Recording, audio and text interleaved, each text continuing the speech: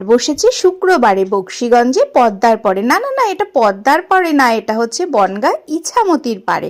আজকে কর্তামশাইকে বললাম চলো না একটু হাটে নিয়ে, তো কর্তামশাই সঙ্গে সঙ্গে নিয়ে চলে এলো। তো দেখো হাটে এসে কত রকম শাকসবজি দেখলাম, কিনেও নিলাম নিজের মন পছন্দ শাকসবজিগুলো। তারপর এই দেখো একটু মেটে আলু নিয়ে বড়ি নিয়ে এবার বাড়ি যাওয়ার পথে দেখলাম সেই যে ফেভারিট আমার বাদাম পাটালি আর একটা মিষ্টি, সেগুলো নিয়েও বাড়ি চলে আসলাম। কেমন লাগলো আমার এই শর্ট ভিডিওটা অবশ্যই কমেন্ট সেকশনে জানাতে ভুলবে না।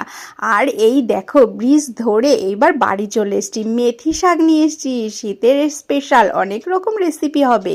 তারপর এই দেখো নতুন আলু বড়ি, আমার সব ফেভারিট শাকসবজিগুলোর সঙ্গে কিন্তু অরেঞ্জ আর কলা নিয়ে এসছি। আর এই যে সেই একদম বাদাম পাটালি, আর এই মিষ্টিটা কিন্তু খেতে দুর্দান্ত লাগে।